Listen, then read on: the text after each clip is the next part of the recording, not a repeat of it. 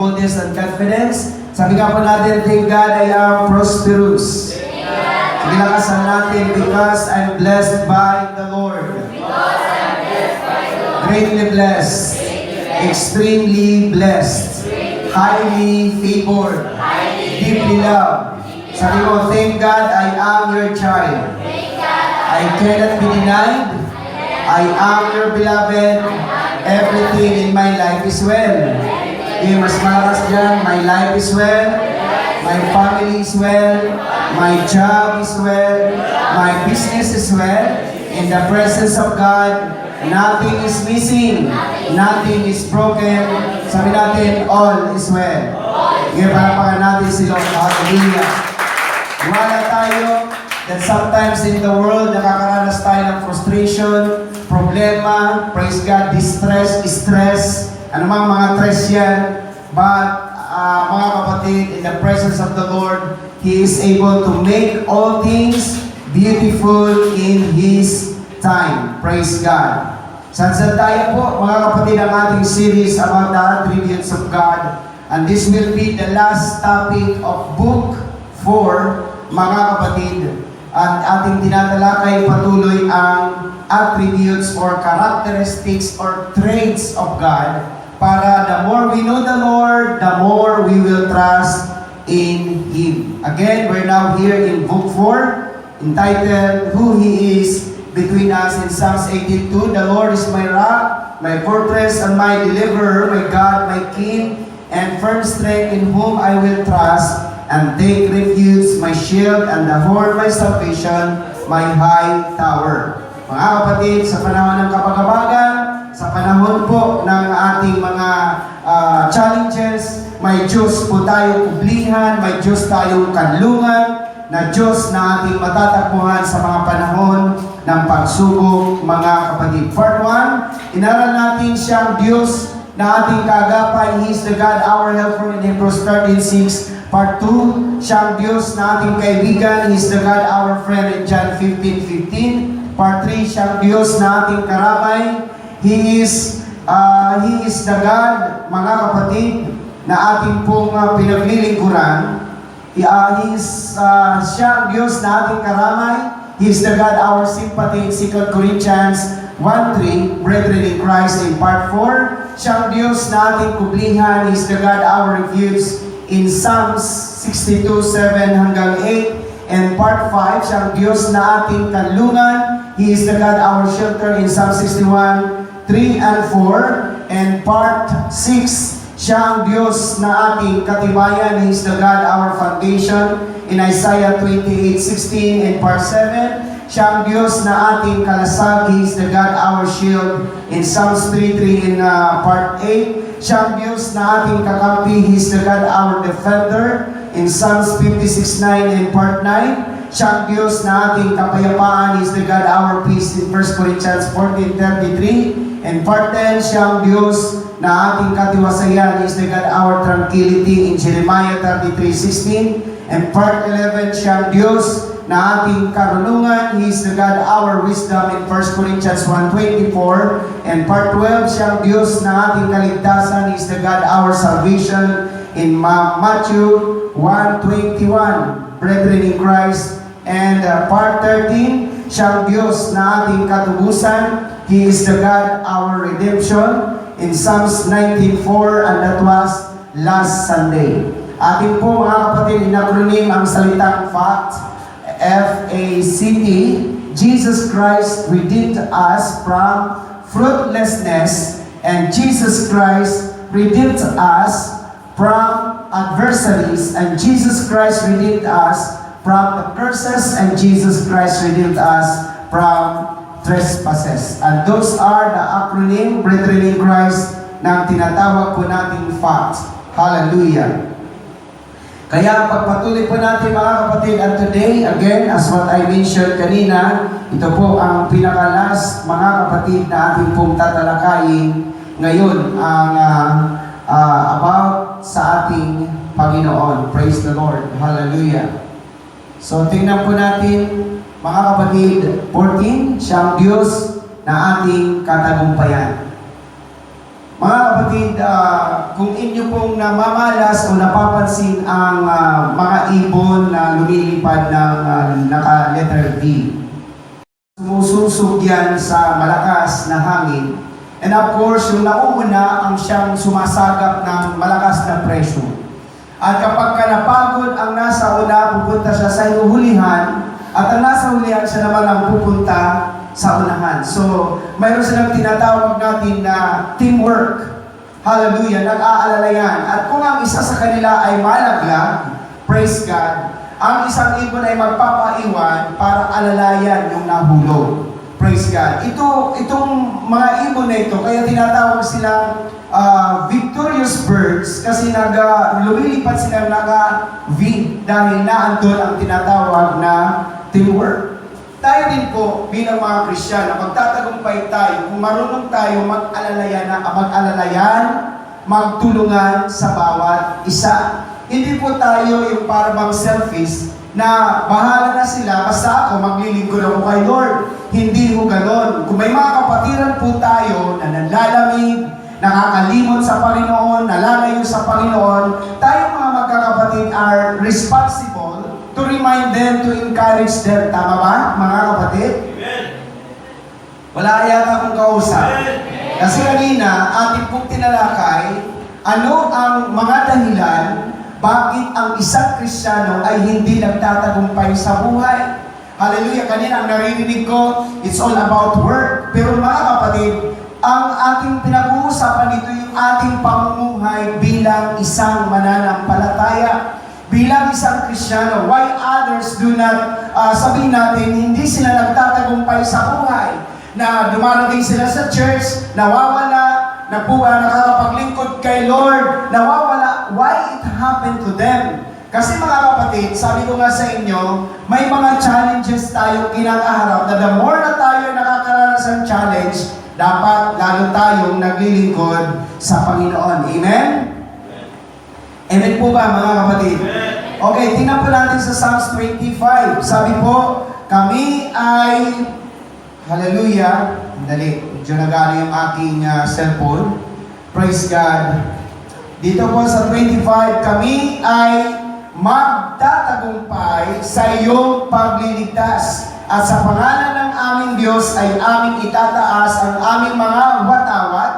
Gaganapin nawa ng Panginoon ang lahat ng inyong mga hingi. We will shout in triumph at your salvation and victory. And in the name of our God, we will set up our banners. May the Lord fulfill all your petitions. So sabi dito ng Bible, mga kapatid, dapat ang sigaw natin, hindi sigaw ng hinaing, hindi po sigaw ng pagdarahok, hindi sigaw ng sabi natin pagkatalo, kundi sigaw ng tagumpay. Sigaw nga po natin ang tagumpay. Ay nako, praise the Lord. Sabay-sabay tayo, 1, 2, 3, go. Sigaw ng tagumpay.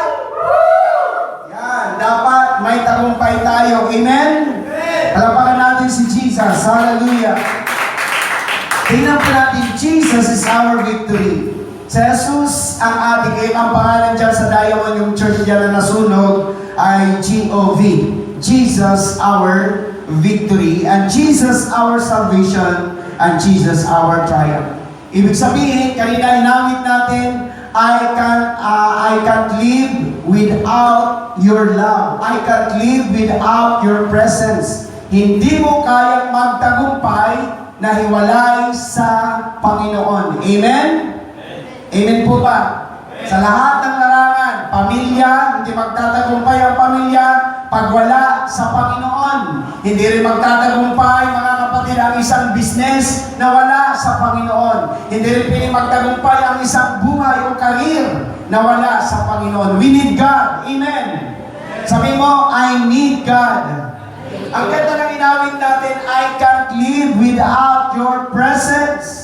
Hallelujah! I can't live without your love. 1 Chronicles 18:13, at naglagay siya ng mga pulutong sa Edom at lahat ng mga Edomino ay naging mga alipin ni David. At ito, take note, at binigyan ng pagtatagumpay ng Panginoon si David saan man siya naparoon.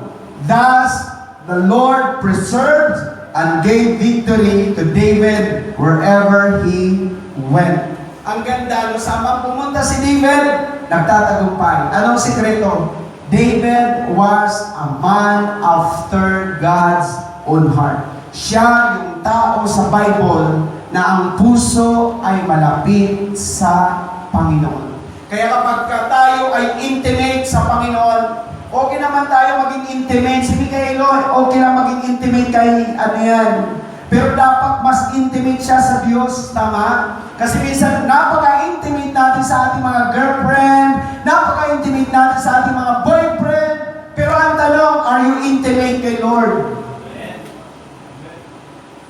Imalyalit ang aldo mo, iya mga text, hindi mo ma-text, hindi kompleto ang araw mo.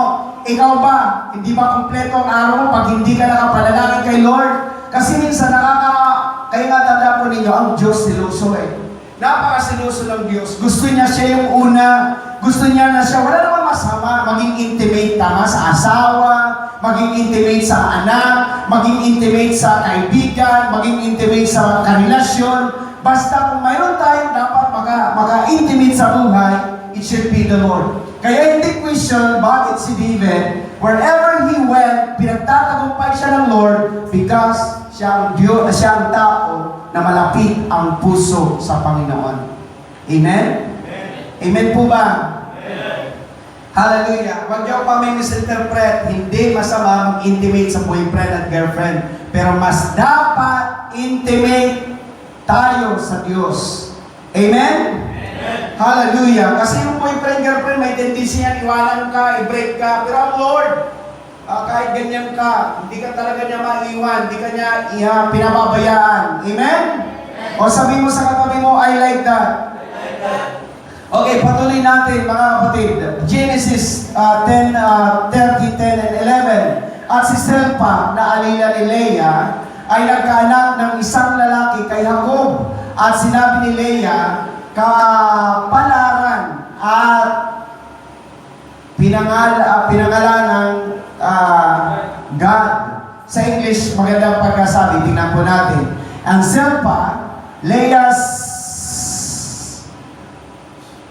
praise God, Leah's maid, born Jacob a son, then Leah sold a son. Victory and good fortune have come, and she named him God or fortune. Kaya ibig sabihin ng God, fortune. Or, ano ba tawag doon? Buenas. Buenas, magandang buhay. Are you here, church? Kaya dapat, mga kapatid, tingnan po natin sa Bible, may mga taong pinagtatagumpay ang Panginoon. And also here in 1 Corinthians 15:57. Datapwat, sabi ni Pablo sa mga mananampalataya sa Korinto, salamat sa Diyos. Sino nagbibigay ng tagumpay? Na nagbibigay sa atin ng pagtatagumpay sa pamamagitan ng ating Panginoong Hesukristo. But thanks be to God who gives us the victory, making us conquerors through our Lord Jesus Christ. Hallelujah. Amen? Sabi ko nga sa inyo, mapakareer man, mapabusiness man, pag wala ka kay Lord, hallelujah, ayan, mga kapatid, hindi tayo pwedeng magtagumpay sa buhay. 2 Corinthians 2:14, datapat, salamat sa Diyos na lagi tayong pinagtatagumpay kay Kristo. Sabi mo nga sa katabi mo, lagi. Amen? Pag sinabing lagi, in every situation, sa bawat pagsubok, alam mo na, in your mind, in your heart, na magtatagumpay ka. Tama? Hallelujah. Huwag mo sabihin, hindi ko kaya to, hindi ko kaya. Kaya mo yan.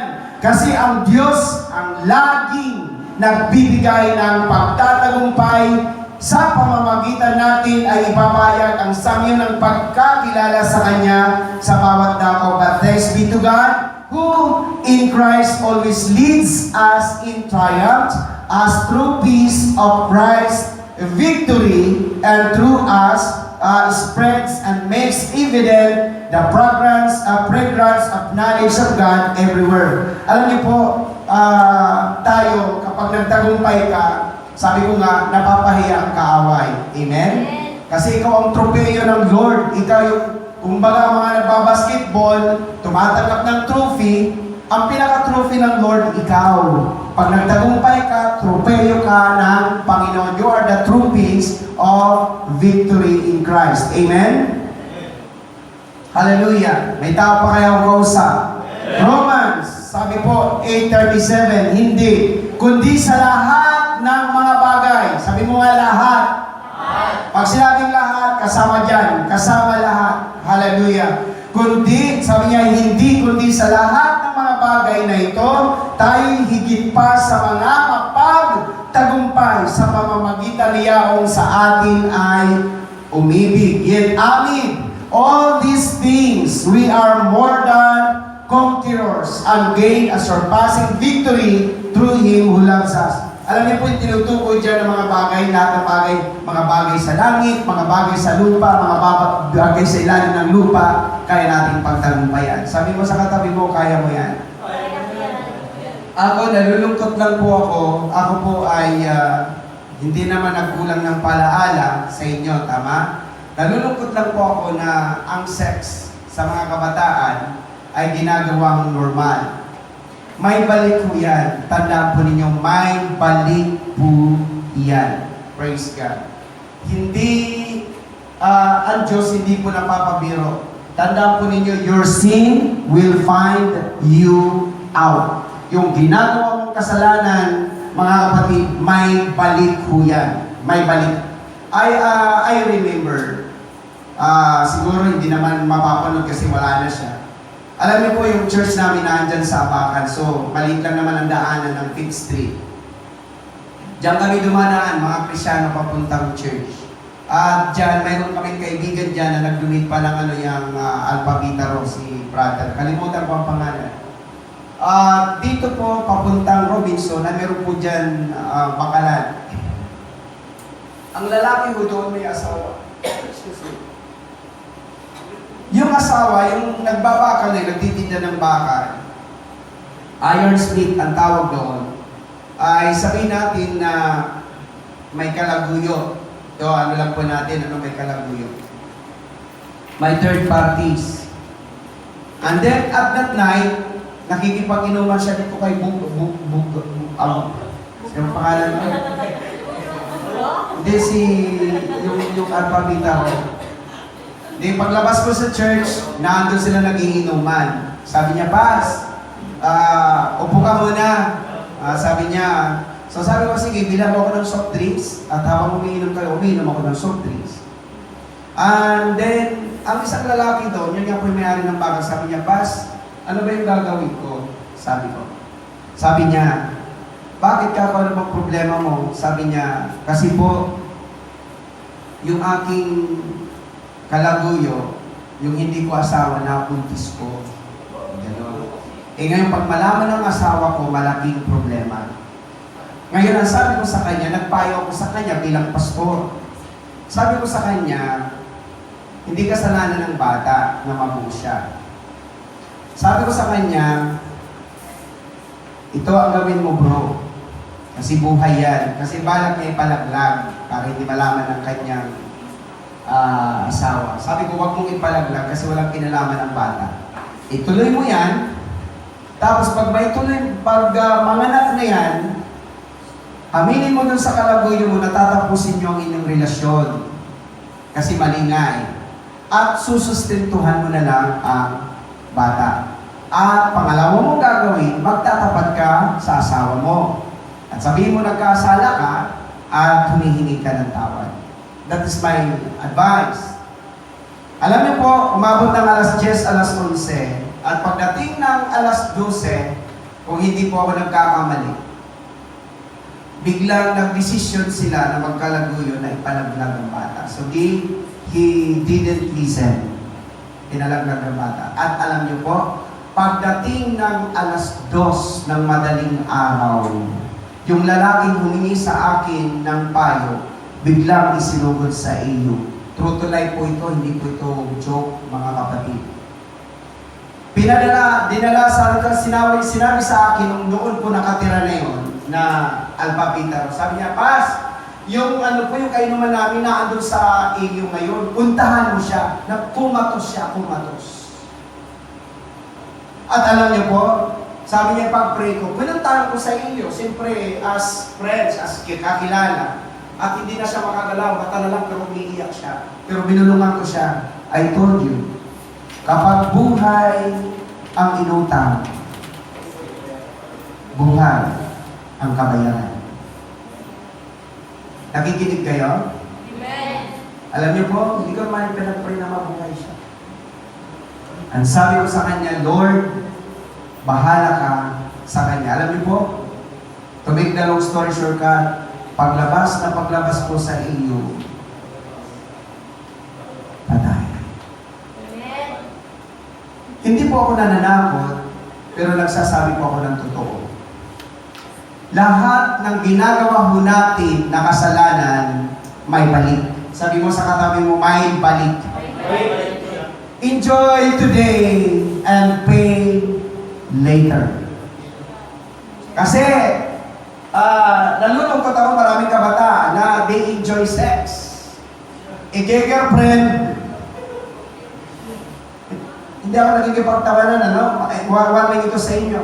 Baka bukas, isa sa kabataan, patay. I'm not kidding. Nagwawarning ako sa inyo. Kasi, huwag niyo pong i-take for granted itong sinasabi natin. Amen? Sin is deadly. Huwag niyong laruin ang kasalanan. Sabi nga, walang naglalaro sa apoy na hindi napapasok. Amen? Praise God. Nakakalungkot sa mga kabataan na tumutugtog, nababalitaan ko ba? Nag-aano sila sa mga intercourse, sexual intercourse. Praise God. Ulitin ko, ako ay nagbababala sa inyo, sino man, ano ka man, sino ka man, iwasan nyo ang kasalanan. Kasi ang sabi ng Bible, mga kapatid, kaya mo ang pagtagumpayan. Amen? Amen. Kaya mo yan. Praise God. Hallelujah. Kahit ang babae maghubad sa iyo, sabihin mo, pareho tayong Kristiyano. Amen? Amen. Dapat pareho kayo. Kumakanta rin sa tumutog ka. Parehas kayo magpalalahanan. Hallelujah. Kasi ulitin ko, your sin will find you out. Kaya nga, sabi ng Bible, the wages of sin is death. O sabi ko mabuti, nabawasan mga babaero nung mamatay sa iyo. Gusto ko mabawasan talaga yung mga babaero kaysa maraming sisirain na buhay. Amen? O sabi mo sa katabi mo, umayos ka na. Akala ninyo, alam niyo po, praise God, akala nyo na bibiro ang kasalanan? Hindi. Again, dito sa church, hindi ko kayo binabawal na magkaroon ng relasyon. Pero, binabalaan ko kayo na pagdating sa kasalanan, never do it. Nakakalungkot ang mga babae dito, may nababalita ako, nakikitulog sa bahay ng lalaki. Igragrab ko na ang pagkakataon. Alam niyo po, ang babae, pag nakitulog na sa bahay ng lalaki, iba na po ang imahe sa mga tao. Sasabihin mo, pastor, wala naman ako. We don't care kung natulog ka o may nangyari o wala. Sa mata ng tao, nahusgahan ka na kasi natulog ka sa lalaki. Amen. Dapat kung ang Kristiyano, ang boyfriend, Kristiyano, dapat, wag ka matutulog kasi we take care of your reputation. Ay, niingatan natin ang imahe mo. Dalagang Pilipina ka. Amen? Parang tahimik kayo. Bilang pastor, I have the rights to remind. Sabihan ninyo, remind. I have to remind you all, brethren in Christ. Kasi we are talking about victorious Christian. Dapat nagtatagumpay tayo. Amen? O palapakan natin si Lord. Kaya mo yan. Ngayon, sabi ni Pablo, may payo si Pablo, kung hindi mo kayang tiisin na, hindi mo talaga kayang pigilin yung laman na yan, mag-asawa na kayo. Wala namang problema, magpakasal na lang kayo. Di kahit araw-araw, walang problema. Nakakaintindihan, church? Make everything right. Yan ang sinasabi natin, iayos. Wala namang bababa. Hindi kaya kung gusto na mag-asawa na sila si ano, walang problema. Ikasal natin. Kasi alam niyo sa totoo lang, nalulungkot ako, bakit may mga nawawalang kabataan dito? Kasi may kabataan dito na salbahe masyado. Ang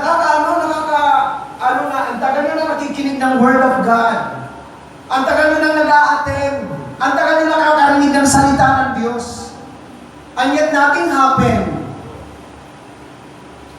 Amen? O sabi mo ulit sa katabi mo, ingat-ingat ka.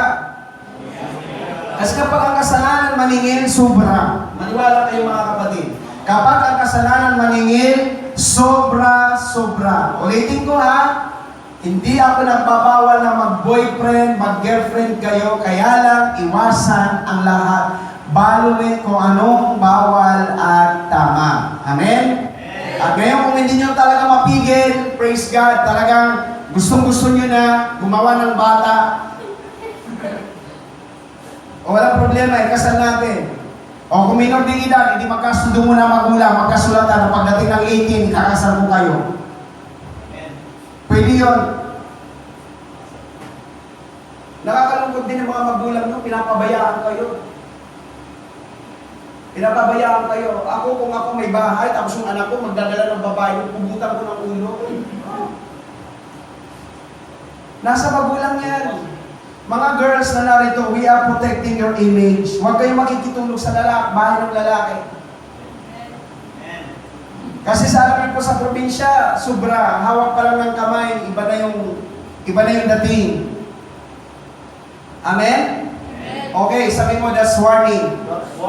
Kaya natin pagtagumpayan. Pwede naman, hallelujah. Halimbawa si Archie, inakyat doon ng inakyat doon sa kanila ng single mom. Amen.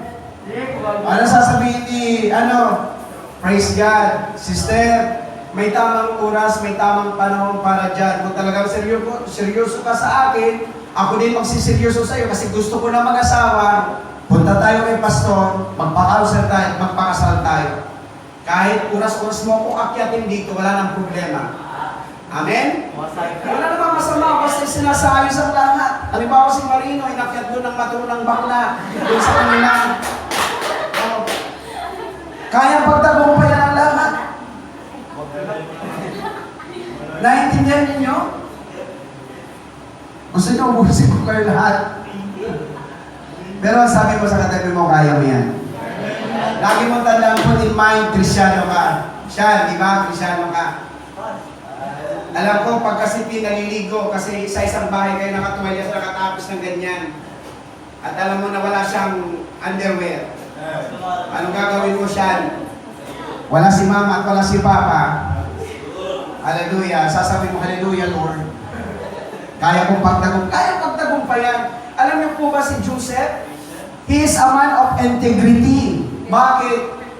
Biro mo babae na mag-rape sa kanya? Ang mga, sa Bible, mga kapatid, tandaan po ninyo, walang brief. Ang mga balabal noon, pag natanggal ang balabal, on the way. Kaya nga na makuha ang balabal kay Joseph, flawless pa naman si Joseph, guwapo, macho, talagang may katawan, talagang may mga abs. Biruin mo, gobernador yung asawa, mayaman, may tsura siyempre si Potiphar. Pero ginusto niya pa si Joseph, pero nung tipong riripin siya, tumakbo siya. Hindi masama tumakbo sa kasalanan. Hindi kapaklaan ang tumakbo sa kasalanan. Tandaan po niyan mga kapatid. Amen? So ako bilang tatay ninyo sa spiritual, nagpapalaala. Hindi ako natutuwa na pinapractice ninyo yung mga bagay na hindi naaayon sa Bible. Amen? Kasi pagdating ng panahon, mga kapatid, baka ikaw ang balikan. Baka bigla kang ma-aksidente na magugulo mo, patay ka agad. No one can say, ang kasalanan naniningil ng buhay. Tandaan niyo po yan. Okay, next, praise God. Hallelujah. 1 John 2:13. Sinong sinulatan? Kayo'y sinusulatan ko mga ama, kasama yung mga ama. Sapagkat inyong nakikilala yaong buhat pa ng pasimula ay siya na. Kayo'y sinusulatan ko mga binata. Ayan. Kasama ang binata, nila yung mga matatanda, binata. Sapagkat inyong dinaig ang masama. Kayo'y aking sinusulatan mong munting mga anak sapagkat inyong nakikilala ang Ama. Ang sabi po, sige next, hallelujah. Sa English, I am writing to you fathers because you have come to know, recognize, be aware of, and understand Him who has existed from the beginning. I am writing to you, young men, because you have been victorious over the wicked one. I write to you boys or lads, yung mga bata naman, because you have come to know, recognize, and be aware of the fathers. Yung salitang victory ay naandyan po yan, mga kapatid, sa mga young men. Kayang pagtagumpayan ng mga kabinatanaan, yung mga bagay-bagay. Amen. Alam niyo po, mas nakaka-appreciate yung babae na umiiwasan. Amen? Kasi tulad nga ng binibito ko sa, sino ba nakati na sa inyo sa encounter? At hindi kayo sa encounter, no? Para mabago ang lahat. Kasi doon wala kang gagawin kundi umiyak. Ilalabas yung lahat. Praise God. At alam niyo po doon sa encounter, sabi ko, lalaking gradual yan. Gradual. Pag sinagot yan at nasungkit na ang salitang oo or yes, na matamis na yes, ang una yan, holding hands. Ito muna. Habang naglalakad, if we hold on together. Susunod po niyan, magkadaog ang pala. I know our dreams will never die. Tapos sunod yan, lock ng finger, lock, ngawangan. Sunod yan, kapit-bisig yan. Kapit-bisig na naglalakad. Sunod yan, hindi na kapit-bisig. Akbay na yan. Medyo conservative pa babae, medyo malayo pa. Sa susunod, sasabihin ng lalaki, dito mo na! Ang babae nakaganyan na habang naglalakad kasi nasasakal na. Praise the Lord. Ang sunod na gagawin ng lalaki niya, gradual, mula sa balikat, ibababa ang kanyang kamay sa baywang ng babae. Sasabihin ng babae, ay, wag dyan, may kiliti ako dyan. Ayan. Susunod yan, nahihilingin. Sasabihin ng lalaki, wow, lambot naman ng ano mo. Praise God. Pag inatid yan, ang hihilingin dyan, wala ba dyan goodbye kiss? Una, kasi conservative pa, ang tawag dyan, flying kiss. Lumilipad-lipad. Dumapo ka sa puso. Ayun, sa puso, dumapo ang flying kiss. Sunod yan natin, hindi na flying kiss. Yan, di ba alam mo, di ba? Narinig ko na ito sa akin. Sunod na kiss, smack kiss. Smack. Ano ba yung smack? Tinatago ang dalawang labi. Ang ganyan. Grabe ano? Wow. Smack kiss. Sunod na smack, kagat labi. Kakagatin ng taas, kagagatin ng baba. Mas malambot ang baba. Pagkatapos niya ng kagatlabi, ano tawag na lang? Ano sunod na kiss na? Laplapan na. Uhulahan na yung ilagid, nagkakabulbul na yung mga dila. Ayan. At sunod niya, nahihilingin ng lalaki, wala si Papa at Mama, may kwarto tayo sa kwarto. Ayan na. Gradual ang lalaki. Lagi ng tandaan. Paunti-unti ka. Amen? Amen? O sabi mo sa katabi mo ulit, sa katabi mo, kaya mo pagtagumpayan yan. Hallelujah. Okay, next. Praise God. Maganda ito kasi pananagumpay. 1 John 5:4, paano tayo magtatagumpay? Sapagkat ang sino mang ipinanganak ng Diyos o born again ay dumadaig sa sanlibutan. At ito ang pagtatagumpay na dumadaig sa sanlibutan sa makatuwid ay ang ating pananampalataya. Next, praise God. Hallelujah. Sige, next, June. For whatever is born of God is victorious, sabi niya, victorious over the world. And this is the victory that conquers the world, even our faith. Alam niyo po mga kapatid, ganito yun. Bigyan ko ng kulay para maintindihan niyo. Parang, halimbawa, pag tinukso ka, anong sasabihin mo? Ay, sorry, born again ako. May pananampalataya kay Kristiyano kay, tama? Pasensya ka, born again ako, Kristiyano ako. So, pananampalataya ang pinag-uusapan. Speak about, hallelujah, faith. Okay, next. Praise God. At sino ang dumadaig sa sanglibutan, kundi yaong nananampalatayang si Jesus ay anak ng Diyos. Mga Kristiyano yan. mga believers, who is that is victorious over that conquers the world, but he who believes that Jesus is the Son of God, who adheres to, trusts in, and relies on that fact. So, sabi ng Bible, mga kapatid, bilang mga born again, dapat tayo ay nagtatagumpay. Sige, next. Hallelujah. Psalms 29, magligtas ka, Panginoon. Sagutin nawa kami ng hari pagka kami ay nagsisitawan. Okay, O Lord, give victory, let the King answer us when we call. So, ang panalangin ay nagkukos na magtagumpay. Amen? Okay, next, Proverbs 21:13, ang kabayo ay handa laban sa karawan ng pagbabaka, ngunit ang pagtatagumpay ay sa Panginoon. Sa English, praise God. Sabi niya, but deliverance and victory are of the Lord. Kaya kailangan mo si Lord. Amen? Amen, Amen po ba? Amen. Kaya sabi ko nga, dito naman, hindi man tayo judgmental. Yung mga naglilingkod kay Lord na mga live-in pa lang, hindi natin ginadyan sila. Iaayos natin pagdating ng panahon, magkaroon tayo ng mass wedding. Lahat ng mga hindi pa kasal, ikasal natin. Tama? Amen? Para maayos ang lahat. Hindi mo kasalanan na pumasok ka sa church na medyo hindi maayos ang buhay. Pero pag nasa church ka, iayos mo ang iyong buhay. In fact, si Sister Rebing at saka si Brother Kenneth dati, in-advise ko na yun sila na ikasal sila. Kasi ang kasal kasi, ano yan, band yan, tali yan. You are not free na hindi nakilig si Sister Rebing. Kaya ayun, nagka-broken family sila. Nakapag-asawa si Brother Kenneth ng iba, si Sister Rebing naman na iwan, tapos gusto ko ng support. So nagkawindang-windang ang family. Kaya mahalaga mga kapatid, ang i-honor pa rin natin ang kasal. Amen? Amen? Okay, next, praise the Lord. Hallelujah. Sabi niya, 1 Corinthians, iyo o Panginoon ang kadakilan at ang kapangyarihan at ang kalwalhatian at ang pagtatagumpay at ang karangalan, sapagkat lahat na nga sa langit na nga sa lupa ay iyo. Iyo ang kaharian o Panginoon at ikaw ay nataas na pangulo sa lahat.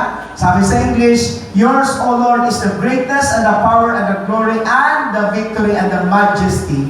For all that is in the heavens and the earth is yours. Yours is the kingdom, O Lord, and yours it is to be exalted as head over all. So lahat, ang tagumpay para sa Panginoon. Walang glory to me. Amen?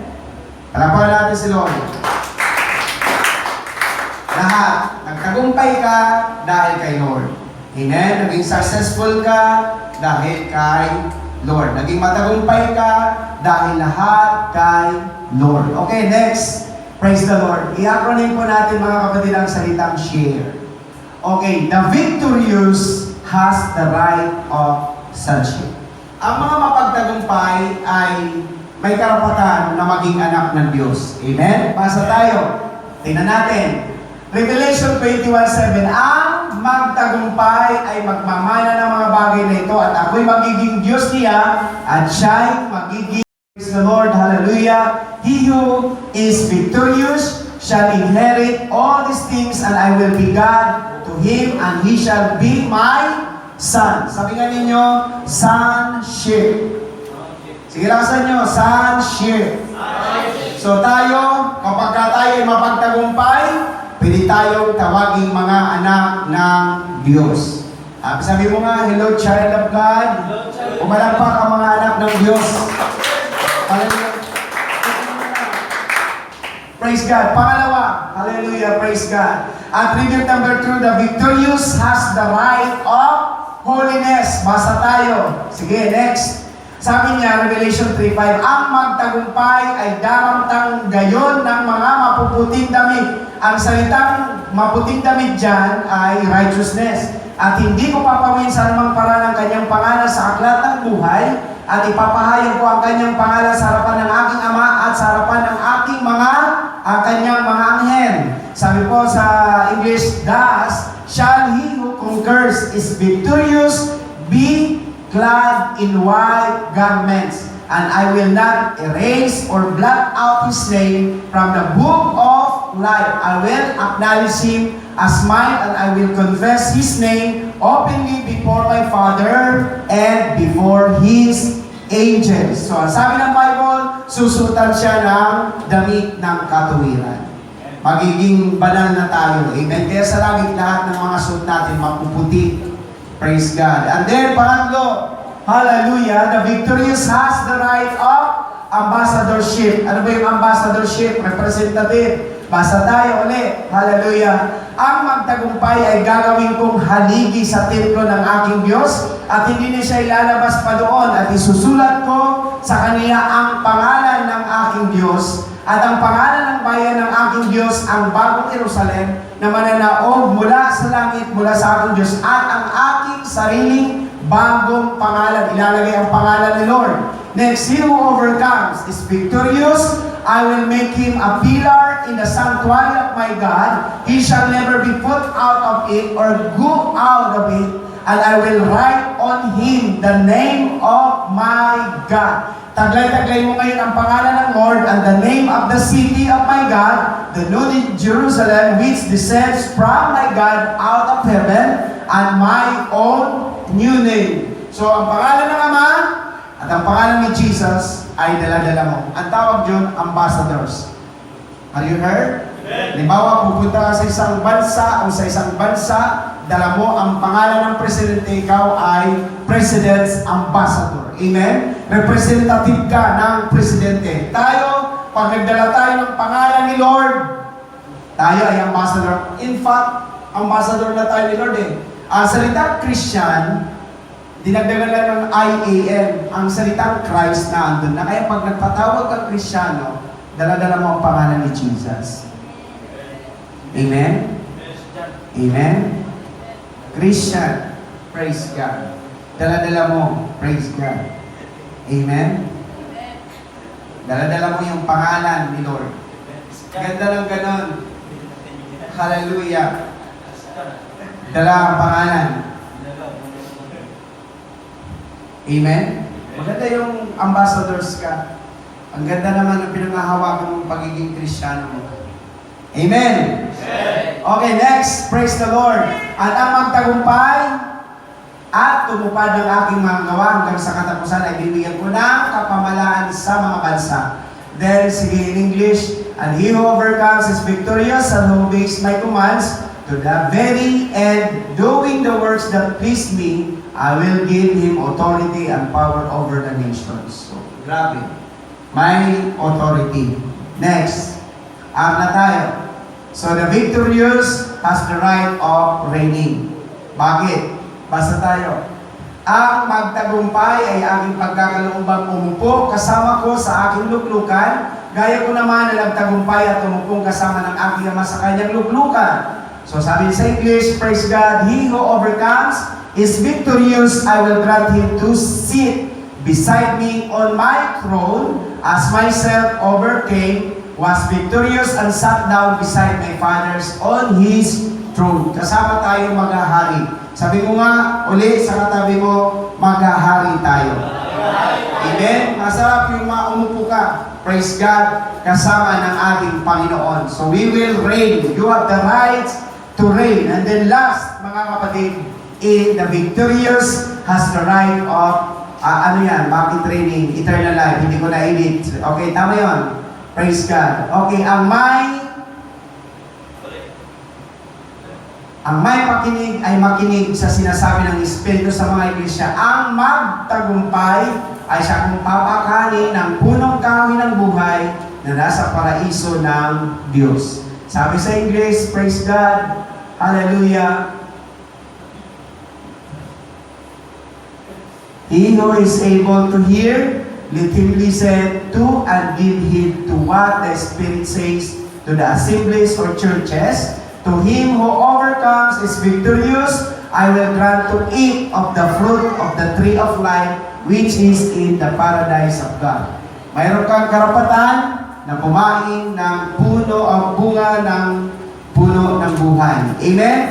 Sabi mo nga, eternal life. Praise God. And then, isum up po natin. Tingnan po natin mga kapatid. The victorious has the right of sonship, holiness, ambassadorship, reigning, and everlasting life. So share. We have to share the victory ng ating Panginoon. Last verse. Last verse. Philippians. Kaya nga, mga kapatid kong minamahal at pananabikan, aking katuwaan at putong, magsitibay nga kayo sa Panginoon, mga minamahal ko. Maganda sa English kasi para mas naintindihan na. Therefore, my brethren, katapos-tapusan, mga kapatid, whom I love and yearn to see, my delight and crown or wreath of victory, that stand firm in the Lord, my beloved. Tingin kayo, dapat ang aim natin sa buhay laging magtagumpay. I-aim nyo sa buhay ang magtagumpay. Sasagutin na po natin ang tanong, ang iba kung bakit hindi nagtatagumpay kasi hindi namumuhay ng ayon sa kalooban ng Lord. Last verse, praise God. Isaiah 30:18, at dahil dito, maghihintay ang Panginoon upang siya'y maging mapagbiyaya sa inyo, at kaya magbubunyi siya na siya'y magdadalang habag sa inyo, sapagkat ang Panginoong Diyos ay Diyos ng kahatulan. Mapapalad yaong lahat na nangaghihintay sa Kanya. Maganda sa English. Tingnan natin ha. And therefore the Lord earnestly waits, expecting, looking, and longing to be gracious to you, and therefore He lifts Himself up, and He may have mercy on you, and show loving kindness to you, for the Lord is a God of justice. Next, praise God. Blessed, happy, fortunate, to be invaded are all those who earnestly wait for Him, who expect and look for Him for His victory. Dapat hinahangad natin yan. His favor, His love, His peace, His joy, and His matchless and broken companionship. Dapat habang naghihintay tayo kay Lord, yan ang ating inaasahan. Yan ang in-expect natin ang katagumpayan.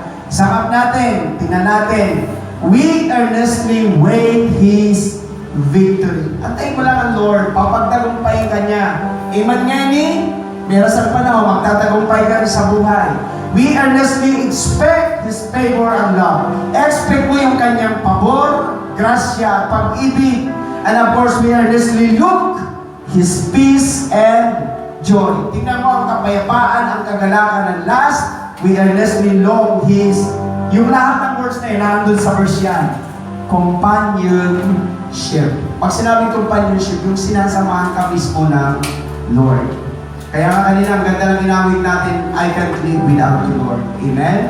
So, ulitin ko, Lord, we earnestly wait, expect, look, and long. When everything will become well. Kapag tayo ay nag-expect sa pagpabor, pag-ibig, kapayapaan, kagalakan, at pagsama ng Panginoon sa atin. Kaya dalangin natin na samahan tayo ng Lord sa araw-araw. Para tayo ay magtagumpay. Sige, tayo lahat. Awitin natin isang prayo. Inawit natin kanina.